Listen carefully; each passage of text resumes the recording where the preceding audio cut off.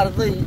أما ضد عقول إلى أي بوسي نلعب في السماء ونلعب كلام كونا أكسرين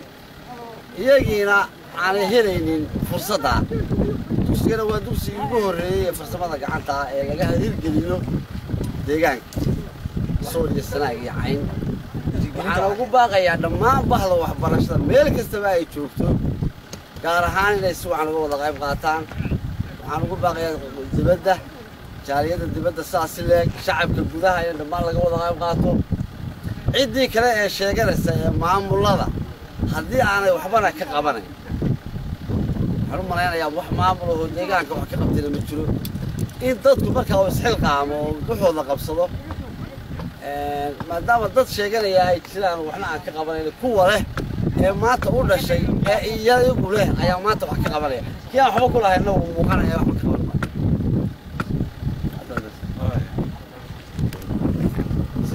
سوري هاي معلم هراء أيها حفلتي نجحت. يظهر لك في جاي نور بحيي عبد الله ياسين. farsamo maantana waxa weeyaan gudagalkii hawsha waa u jeedaan shaqada socota gudaha ka socota waxa weeye farsamo yaqaankii magaalada iyo deegaanka oo u diyaar garoobay inuu soo baxay inay wixii awoodooda tahay aanay waxba ka harkan waxa kale oo ku soo kordhay $1 oo uu soo diray Cabdiraxmaan Cawiladan inta dhul iyo maal iyo xoog u hurtay ilaahay waxaan uga baryaynaa inuu ka abaalmariyo wax wanaagsan adduun iyo aakhiro dugsiga sare ee farsamadu wuu ka duwan yahay dugsiyada caadiga wuxuu uga duwan yahay dhalinyarada ama ardaydu isku fahmo maaha iskuna talent maaha dugsiga sare ee farsamadu waxa ka soo baxa arday talent ama mawhibad leh waana aad iyo aad wax daruuri ah oo naftooda iyo dalkoodaba anfici kara ayay ku bartaan oo loo baahan yahay marka deegaankan oo dhan ayuu wax ka bedeli doonaa iskuulka sare ee farsamada qodonka uu dhameystay qiimaha uu noo leeyahay waa kaa marka waxaan ka codsanayaa jaaliyadaha dibadda hadday arkeen dadkii guduhu sida ay ugu soo ugu baxeen ama aanay waxba hakranaynin iyaguna intooda inay aad iyo aad u dadaalaan oo isaga soo xilsaaraan inuu dhaqso u dhammaado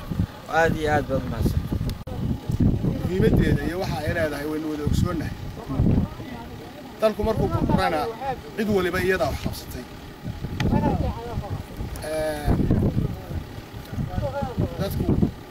tuulooyin baad arkaysaa jaamacada ka dhisan yihiin dadkaana wax qabsaday iskuulla boodhan aad arkaysaa waxaad arkaysaa dadkii aan kari karayn iskuullada inay dhigtaan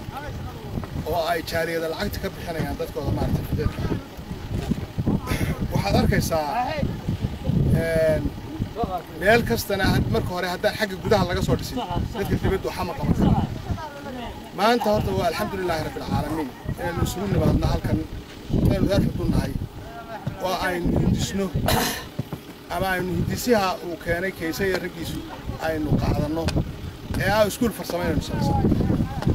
waxaad ogtihiin intaasoo jaamacadood baa laga soo baxay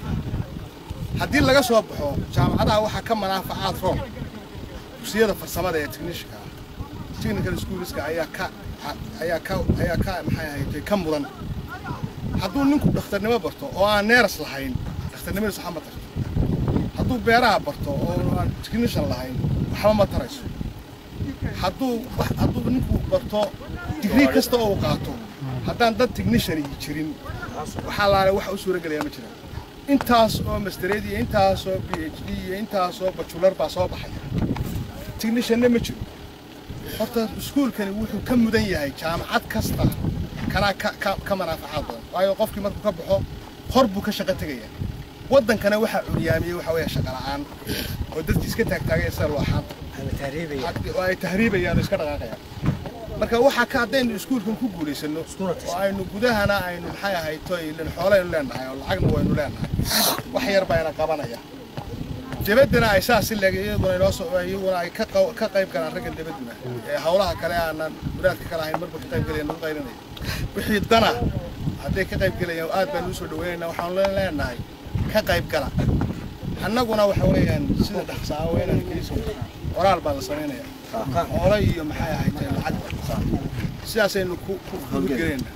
waxa important ka ah kale waxa weeyaan human resource kii la helo dadkii waxbarashada aynu u baahannahay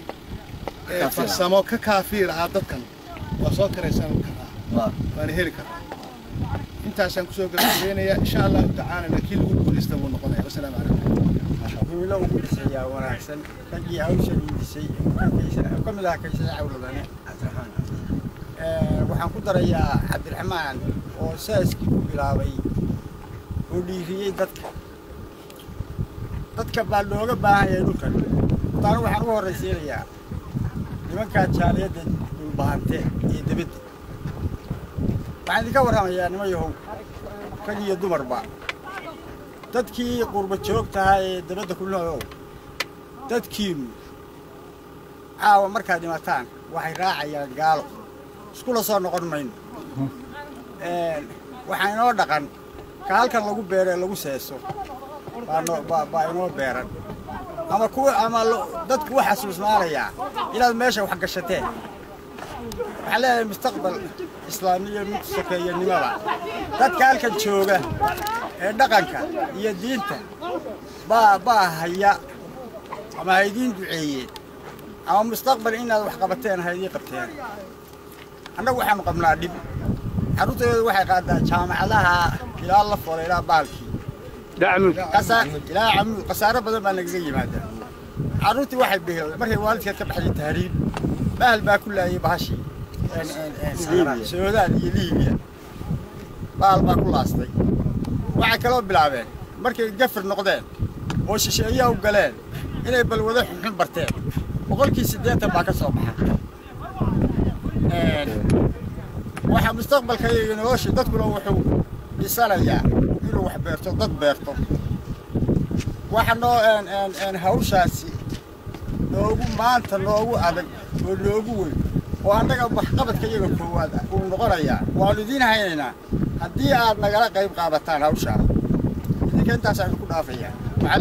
anigu hadal badan ku darsan maayo wixii faa'iidada lahaa oo dhan waa laga hadlay diyaar waxaanu u nahay ciddii kasta oo wax qabanaysa inaanu soo dhaweyno oo ku garab gallo ayaanu diyaar u nahay waxaan kaloo diyaar u ahay anigu jaamacadda in aan iyada dhulkeeda bixiyana diyaar baanu ahay oo tan inoogu xidig doonta marka waxa weeyaan waxaan idiin sheegayaa ciddii kasta oo u heelan horumar waanu soo dhaweynaynaa والسلام عليكم ورحمة